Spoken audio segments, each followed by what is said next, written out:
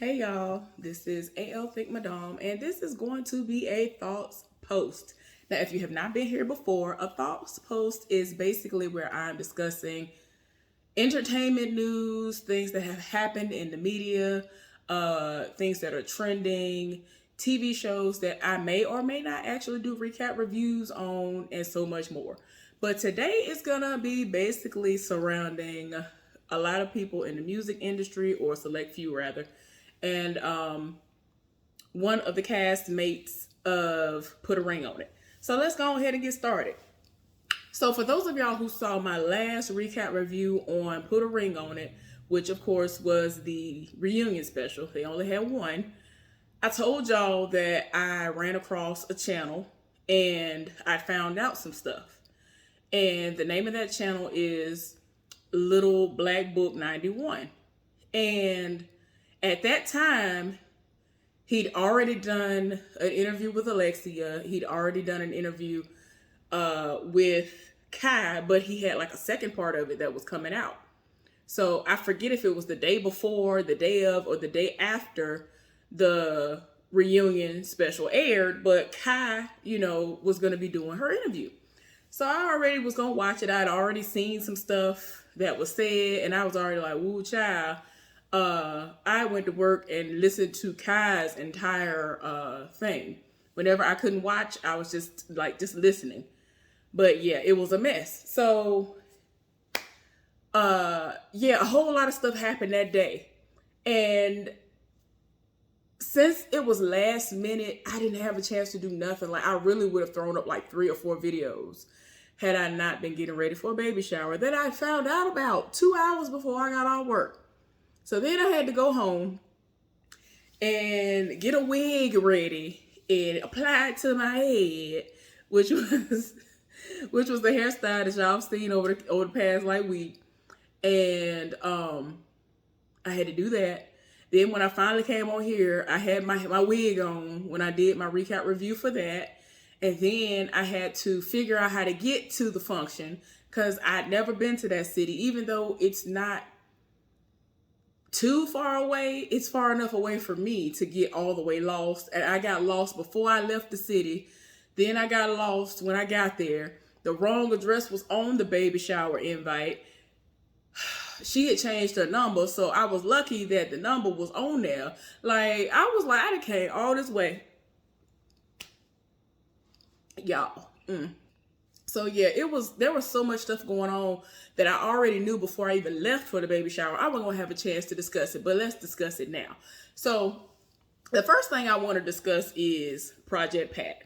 Now, for those of y'all who don't know who Project Pat is, how dare you? I'm just joking. Let me calm down. Because I know that there are a lot of people who may not be into rap and all of that, or he's just not their type of rapper. I get that. I can respect that. But for me, when people actually would find out that I like rap, they were shocked that I would tell them that my favorite rapper, if I had to just throw a name out there, was Project Pat. I don't know what that was about, because when people actually started asking me, first of all, they were already shocked because I like rap. When people meet me, I can just be talking about regular things happening in life, but for whatever reason, they can tell that I am a Christian. So in their minds, they just know I listen to gospel music and hymns all day. That's just all they think about when they see me. And I guess that's just because of the way that I try to live my life. And I'm grateful that people can see that, I'm not this deviant or whatever, just by being around me or just looking at me. I'm grateful for that. But at the same time, when it comes to music, if it hadn't been for my mama, I probably wouldn't. I probably would have been that stereotypical black person that's only into rap and R&B, and that's about it. Like, there are a lot of people who ain't even into jazz. I like jazz a little bit too. So I mean, I like a lot of stuff. I like country music, rap music, some pop, some bluegrass. I like some metal. It's just a lot of stuff. Like, y'all don't even understand.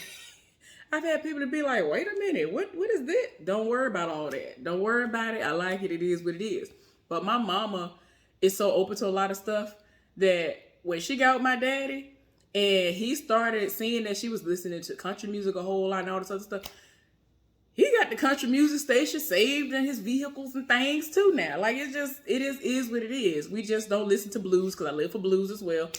So, you know, we just weren't only listening to the blues, gospel music, and R&B. I grew up in a home where they did not allow us to listen to rap.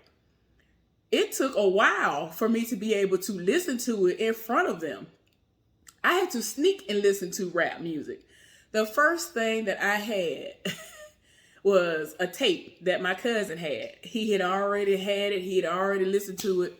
It was The Art of War by Bone Thugs and Harmony. Y'all don't understand. Y'all do not understand. If you ain't listen to that, woo child, another how shame, you know what, the shame, how dare you. Oh my gosh, Bone Thugs and Harmony was everything. But that was like the first thing that I ever had where I really full on listened to an entire album, if you will. But I listened to it on a Walkman. And I had to sneak and do that. So yeah, it took quite some time for me to be able to just be in front of my parents listening to this, and they have to deal with it pretty much. And it wasn't like terrible, even though there were times that I was wondering how some of this stuff even was able to get on radios. Cause I was like, wait a minute, do y'all know some of the songs that they were putting on the radio at the time? There were times they'll put stuff on the radio. I was like, wait a minute now, come on now. And I'm talking about R&B songs included. Look, that's all I'm gonna say. I ain't gonna get into that. So anyway, I would always tell people off rip, Project Pat. Like, if I have to come up with a name, my favorite rapper is Project Pat. I love 3 6 Mafia. Whatever. So people were already shocked, and it is what it is. But Saturday, there was a post that, you know, came out. And it showed a video of 3 people in a radio studio, and they were talking, and one of the people that was in there did not know Project Pat. And they kept like pretty much quoting Project Pat, like lines that are like, as soon as you hear it, you already know what the song is, or the fact that it was Project Pat who said it. And so she looking like, don't know who you're talking about. I don't know who that is. I don't know that song. Like, they legit was like saying certain verses, and she didn't know what was going on. Man, the people in the comment section were setting it off. I ain't never seen so much love for Project Pat on like that type of a platform like ever in my entire life. And 3 6 Mafia and them, they done been around. Hypnotized, Camp Posse, Hypnotized Minds, all of the things that, you know, came out over the years that is still supposed to be an entity, at least to me, of 3 6 Mafia, of what it morphed into, which is 3 6 Mafia. I was here for all of that. I was here for all. Y'all don't understand. It was crazy because I never really realized how much into 3 6 Mafia as a whole I was until my ex, who was from Huntsville, ended up getting, it wasn't The Last to Walk. He had, whatever came out in 2000 and, I forgot what year it was now. But yeah, he ended up getting like the new CD of theirs, and then he was burning it. And so I burned a copy for myself. I was like, wait a minute. What we not gonna do is this. Like, y'all don't understand. Like, I live for them. So anyway, I'm sorry. Back to what I was talking about. So the people in the comment section said it all. They was like, oh, what we not gonna do is this. We ain't finna. Somebody said something about not on Juicy J's internet. How you don't know him on Juicy? We're all places. You don't know him not on Juicy J's internet, because you know Juicy J and Project Pat are brothers. That's something that a lot of people like don't know. So yeah, that's another thing. Like, I just be like, I told that person, I like, look, this comment should have been pinned. Like, this is the comment that should have been pinned. And I had to like set it off on a couple of people, because this one dude said something about popping my collar. And I was like, first of all, and I might have to school some of y'all when I say this, Popping My Collar was not a Project Pat song, meaning he did not originally do Popping My Collar. You know who did originally do Popping My Collar? And I knew it before Poppin' My Collar by 3 6 Mafia came out, an Alabama rap legend, Diamond Eye, aka Mr. Biggs, the last Mr. Biggs. Rest in peace. That man was everything. Not sure if y'all ever saw the 3 6 Mafia video for Poppin' My Collar, but the person who was saying, now ever since I can remember, I've been popping my collar. That was literally that man's voice. He was literally in the video with the diamond in his eye. So yeah, I'm sorry I be having to put y'all up on game sometimes, but it made me mad when people set it off and they be loud and wrong. And I'm just like, no, Diamond I did this song first. And 3 6 Mafia and them paid tribute to this man and asked if they could use the song. And he said, yeah. And they asked him to be on the record. And they used this voice the same exact way that it was used on his own CD when he did the song. Now, yes, I am well aware that he himself has actually sampled some folks, but it was obvious samples. Now, we know 3 6 Mafia have moments where they sample stuff, but they get clearance and all of that stuff, or it is a mixtape. That's cool. But the people who was in the comment sections over the past couple of days, as far as when the Drake album came out, I was just like, what we not finna do is this. They was sitting up here setting it off to myself, oh, this is definitely a Drake beat. And I was like, no, it's really not. This is a whole song that 3 6 Mafia came out with possibly 20 years ago. It was a whole song that y'all living for. So what is we talking about? They were like, oh, this is so Drake. I'm like, Drake is not from here. What are you talking about? He is not from Memphis, Tennessee. He is not from the South. He is not from the United States of America. He is from Canada, sir, ma'am, and all the rest of y'all. What are you talking about? So, y'all, I really be looking at these people like, y'all really be trying to set it off. And then, I am glad that on one of the other songs that's on his new album, Drake's new album, that has Project Pat on it, people live for it. And I ain't even gonna lie to y'all, I was not going to listen to Drake's album, and I was not going to listen to Kanye's album.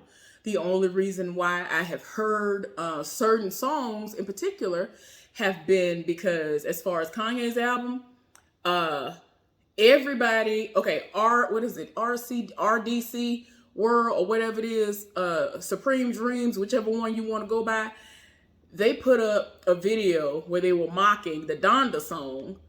And this was before we found out, the significance of Donda and all this other stuff. We know that that's Kanye's mama, but the way that it came on, it sounds like it could be a ritualistic situation going on. And most people said they ain't here for it. And I know I ain't even want to hear it. I don't know what's going on before he gets through 48 times of his mama's name being spoken. And I don't ever plan to. I ain't gonna lie to y'all, I ain't been here for Kanye 100% since long before his mama passed away. The last CD of his, or a collection of music that I've had of his, has been College Dropout, maybe? That might have been the last one, where every single song on there, I was here for it or whatever. It just is what it is. I'm not here for it. And had he not had Andre 3000 on that track, the other track, I definitely wouldn't have been listening to nothing. Everybody said something. I said, oh, let me go see this because I live for Andre 3000.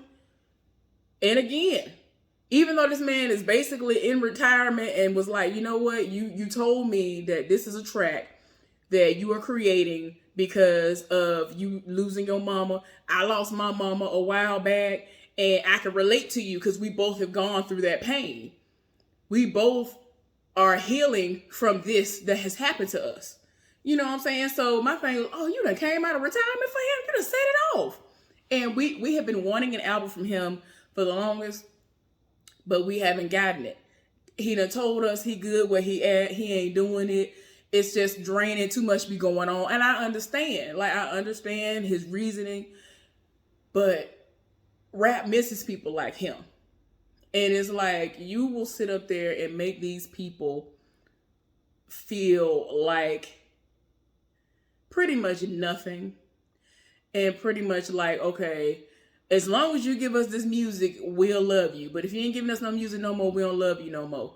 Or, a lot of people have actually been very, very insensitive to Andre 3000. And I don't like that because 150,000 is everything. So anyway, again, that's the only reason why I even know about that song and have heard that song. Now moving on to Drake again. The first song that I heard was the one that had something about a knife. I heard that song because of 3 6 Mafia. Somebody played that in a live that they had, and they saved and recorded it. And so when I scrolled down on Instagram, I started hearing Project Pat's voice. I was like, wait a minute, that's Project Pat. I didn't even know what the song was from. I was like, did Project Pat release a new song? What is going on here? And I'm not going to sit up here and try to act like nowadays I know of every single thing Project Pat ever did in his life that he has right now coming out. But when he does come out with new music, I do try to get to it within the first 6 months of him releasing it. But I hadn't heard that nowhere before. So I was like, wait a minute, that's Project Pat. That's the only reason why I knew of that song. Now, the other song, I think it's something about Ain't No Friends or something like that with Drake. It's a Drake song. And I live for that song. And I just got that song. I ain't gonna lie, I just got that song today because I was like, oh, you done went off. Because it's a whole 3 6 Mafia song that was sampled. But everybody been setting it off like Drake created this beat, the way that he raps and everything that encompasses this whole track. It's all Drake. And I was like, but it's not though. This is DJ Paul all day. This screams DJ Paul. Had I not ever heard that song a day in my life, I still would have been like, dang, that's a 3 6 Mafia song. Dang, that's got to be DJ Paul who created this track, because he is the type of person who creates music like this. This is his style. People stay sampling the stuff that this man created because it is completely different from what everybody else had been doing. And he been doing this for over 20 years. So I'm like, you ain't finna never try to tell me that this is Drake's style, this is Drake's beat, and all this other stuff. When I've been listening to 3 6 Mafia for as long as I can remember, I ain't trying to hear none of that. I know 3 6 Mafia hypnotized Camp Popsy, hypnotized Minds, and every other entity that is still 3 6 Mafia related. You ain't finna never try to ever convince me otherwise, because I know it. I hear it. I know it every time I hear it. Every single time I hear it, especially when he go back into the stack like that. Oh no. I was like, he had that's a whole nother song. That's a whole song that y'all are hearing. That's a whole song that y'all are hearing. And I'm just like, why y'all talking about, oh, that is so Drake. I be having to tell these people, I be having to read them. I be like, no, it's really not though. Like, somebody really had the audacity to say that this is the type of style that they do where Drake is from. And I'm like, since when is he from Memphis, Tennessee? Because that's where it came from. DJ Paul. So anyway, y'all, I'm sorry. Anyway, I just had to clear that up because people be getting on my nerves with that. And, you know what I'm saying? Just in case somebody is confused, I like all types of music, like I've already said before. No, I don't condone a lot of the stuff that they rap about. I ain't here for people selling drugs. I ain't here for people calling women out of their name. I ain't here for all of that stuff. The beat be everything. And I understand, like, especially with Project Pat, he really do be rapping the life that he has lived. But y'all glorified and have made people rich who ain't never lived that life. And I'm just like, oh, okay. So we ain't even finna go there. So don't be trying to come for me. Don't do it. It just is what it is. It is purely entertainment. It just is what it is. I like what I like. And that's just what it is. So anyway, the last thing I want to discuss is still music related in a sense, but it's about Put a Ring on It. So like I told y'all before, when I did my Put a Ring on It recap review for the reunion that happened, I was busy that day and I didn't have a chance to talk about what I just talked about. And Darian's interview hadn't aired. I didn't even know if he was going to even be able to get a hold of him. Smoke. Y'all know how I am about that. We going to call him Smoke. But because he'd already done interviews with Alexia and Kai, I had no idea as to whether or not Little Black Book 91. That's his channel on YouTube. I had no idea as to whether or not he was going to be able to even get him to see what he was going to say in response to everything, do an interview with him. And he did. He had an interview with him. The interview was over 2 hours long.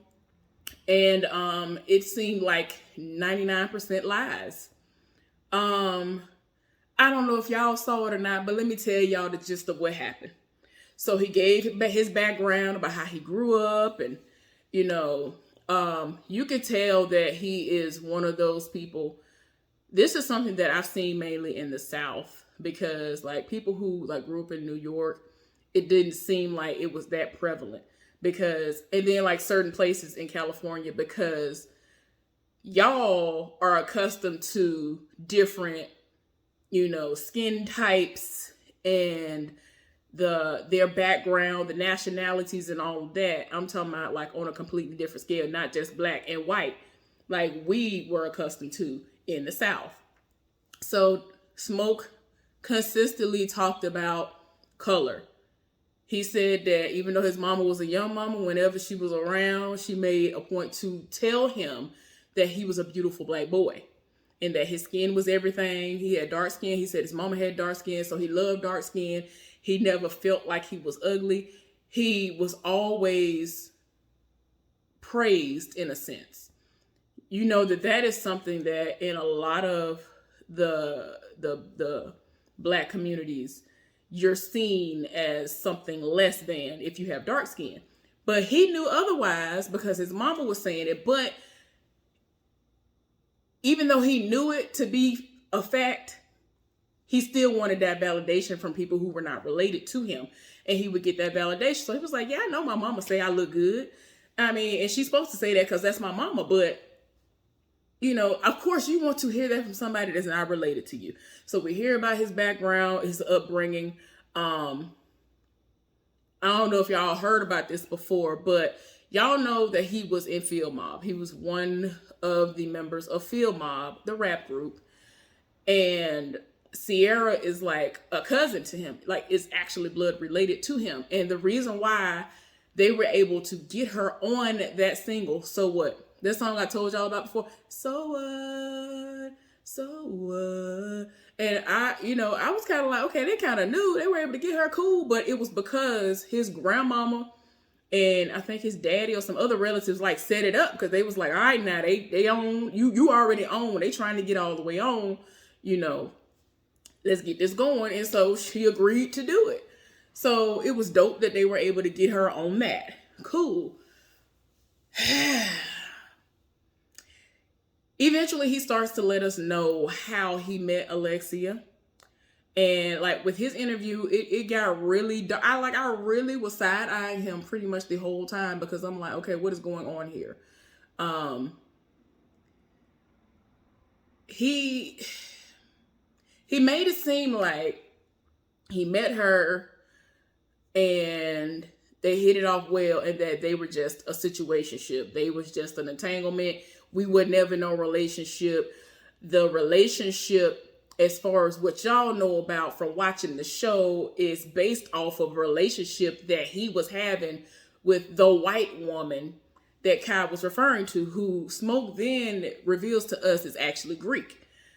He said that one day Kai came over and she was trying to go to his room and he tried to stop her. And then that's when she opened the door and saw the white woman in there, and she tried to fight him. He says he does not fight women. So she was beating on him, and then he put her in an elevator and had her to go home. And that, I guess Kai wrote on his car with a marker. He said he's not pressing charges against her because the maintenance man was the one who video recorded it and sent it to him, but he cleaned it off. So by the time Smoke got to his car, there was nothing on the car. And I'm like, okay. But yeah, he supposedly had been in a 14-year on and off again relationship with the white woman who is Greek. And he actually says that he was in a polygamist or polyamory, whatever it was, with her and one of his baby mamas, because they both didn't want to leave him alone. So he ended up moving the baby mama into the condo house or whatever, and the children or child that he had with her. And he said everything was going great for a while. And I was just like, okay, but this was all during the 14 years. He tells us that this whole situation that we saw unfold on TV was a scam. He already knew that, there is an expiration date on rappers. So he was like, I'm going into acting. He wanted to manifest some things, and some stuff never popped off for him. And so he was like, yeah, they might know me as a rap legend here in Atlanta, but he living off royalty checks. He was giving off very much homosexual, because every time he mentioned a woman that he had any dealings with, he was going from house to house, living with them. One of his children's mothers took him in when he had no place to go. And she wasn't supposed to, because she was living off public assistance. Wouldn't surprise me if she was getting TANF, because he wasn't paying no child support. I'm just saying it would not surprise me. Because if you living off royalty checks, barely making it, what's going on? Before I forget, the condo that everybody loves to bring up, he said that when he got the condo, what he did was present identification that had his picture on it. It was an Indeed picture of him, but we were basically supposed to infer that the name on it was incorrect, wasn't his or whatever, but his ID was him. And I'm just like, but why though? Like, I'm not understanding why it's not in his name. And he just like, look, we got an understanding. It is what it is. He a fan. And I'm like, okay. I still don't understand why, if you had enough money at the time to be going back and forth and paying for studio time and all this other stuff, why is it that you could not just say, my name is Darian whatever, and present paperwork and say, okay, let me pay first and last month's rent to be in this condo? I'm not like, to me, it's not making sense. Like, I don't understand. Like, I know people who have done some time and all this other stuff, and they still are able to be on a lease legally using their government names. I'm not understanding. So anyway, he said that, currently he would not forgive Kai, even though Kai was supposed to be a pawn in this scheme. And that he let her in on it, but now she's trying to act hurt. And so the interviewer is trying to understand, like, okay, well, why are they beefing back and forth if it was all staged and it was fake? And so he was like, well, I don't understand. And, he really was like, well, like, he really made it seem like he was manifesting all of this because he knew that there's no longevity. There's nothing for most rappers out here like that, for them to just think that they're going to be a rapper for the rest of their life. So he was going to get into acting, and he wanted to manifest some stuff. And he said that he did not talk to Alexia since she was like 2 years in at Albany State. And then she ended up going overseas playing basketball. He said he didn't know whether or not she graduated. He said that he hadn't talked to her, and that he had a situation with other folks, and that the last time that they talked in between all of that time was a year before Put a Ring came on for this season. And she trying to put him on because she knew Young Jock and he didn't know him like that, I guess. Or, she had relationships with people. And I'm just like, Young Jock is a rapper in Atlanta. And from what I can gather, everybody, even though he has been trash in his personal life, every time anybody usually talks about him in the rap world, they make it seem like he's been easy to get along with, easy to get in touch with. He got the radio show now. He got all kinds of stuff popping off of himself. And I'm just like, why are you trying to make it seem like, what happened that you weren't able to approach him yourself, being that you are a rapper as well, and, make some stuff pop off? In my opinion, I'm just saying, in my opinion, Field Mob seemed to have done a little bit better, like just a half of a step better than Young Jock's career. Because I'm just saying, that's just me. Because when I heard all the Young Jock stuff in rotation, I wasn't really here for it. I knew of the songs because they was playing it, but I was like, okay.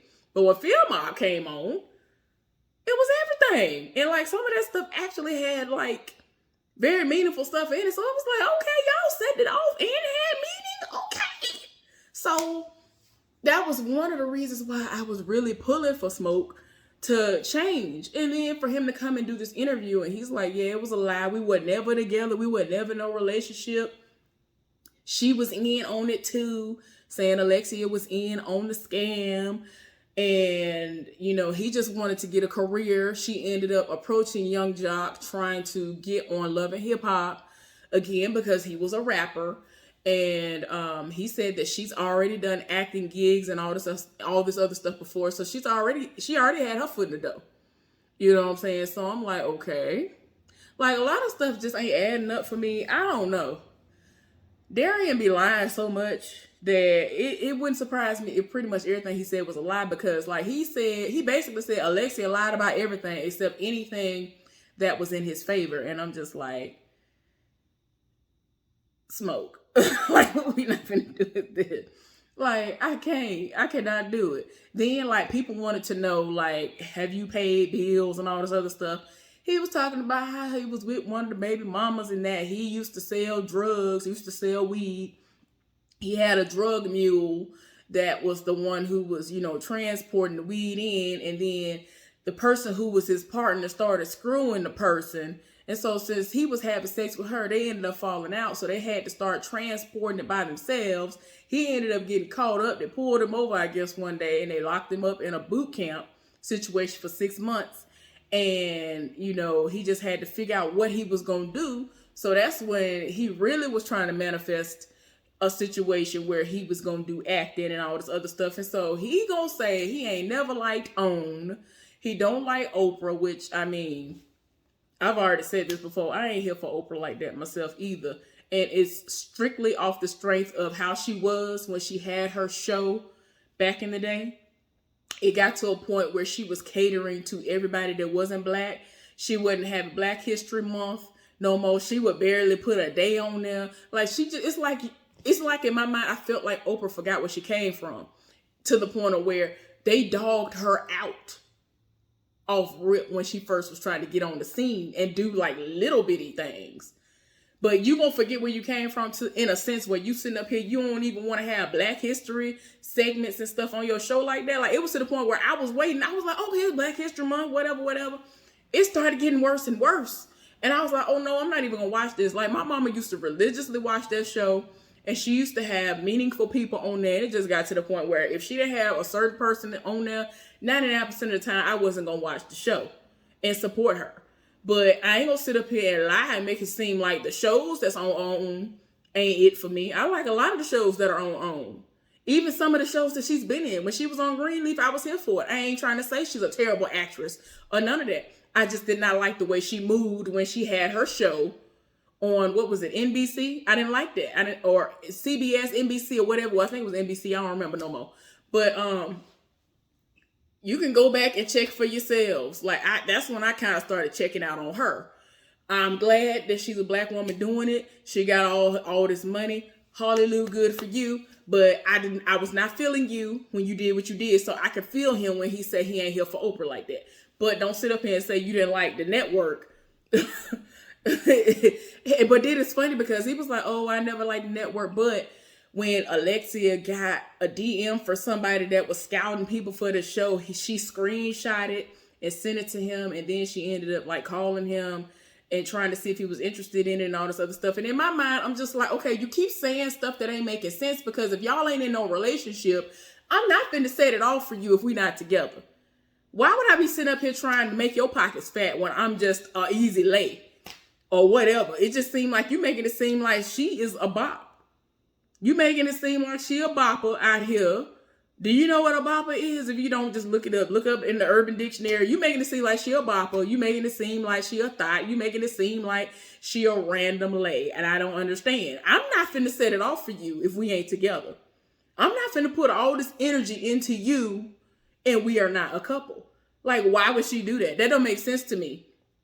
And then, like, you trying to make it seem like, oh, we ain't talked in all this time. And I followed her on Instagram, but I ain't one of them dudes that like pictures or whatever like that. So we wasn't on there. We wasn't posted up together and all this other stuff. A lot of people do that, where they'll sit up there and they know exactly what to say, so you're not posted. But y'all are in a whole relationship. He did try to make it seem like she deemed them to be in a relationship, even though they never had a conversation and talked about it. So in her mind, they were in a relationship, but he said they were not in a relationship. And I'm like, why then would you say, oh, I knew where her head was at. I knew exactly what she was saying. I knew that she felt like we was in a relationship, but you just let it go on.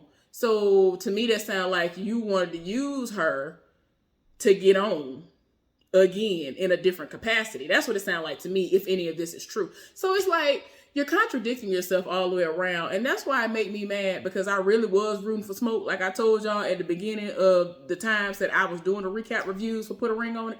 But it's like, Smoke, I just can't.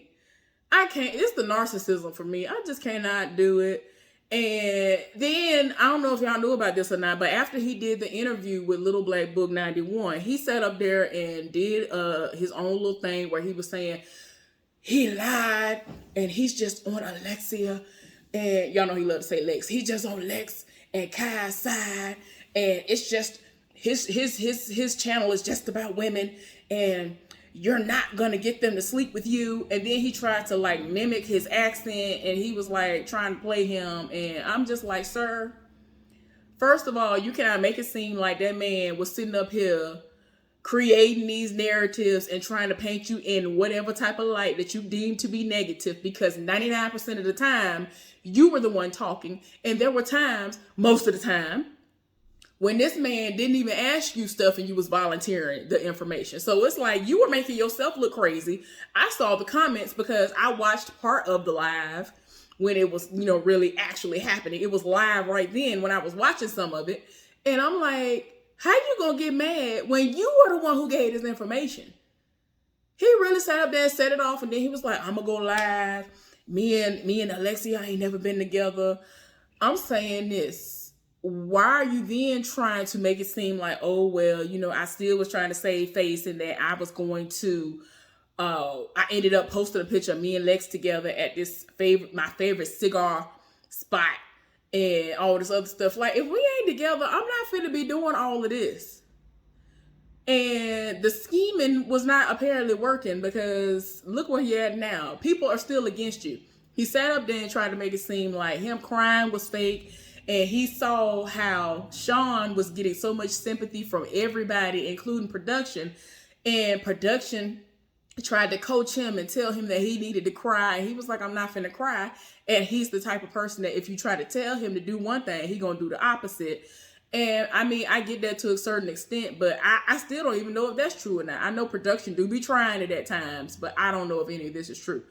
But yeah, it was just too much. And I was just like, Smoke, come on now. This is not helping you. Like, this is not helping you. You are seen in an even worse light now. So you wanted to you said all of that to say that you were never in a relationship ever in life with Alexia. You were never really with Kai, and she was just an easy lay as well. The only person that you were with was the white/Greek woman on and off for 14 years, and not Alexia. He said that everybody knew that it was fake, including her family members and his. And I'm just like, somebody please pull out the lie detector test. Like, I'm so sick and tired. Like, it's just too much. But anyway, y'all, I'm gone. Hopefully y'all enjoyed this foolishness. Bye.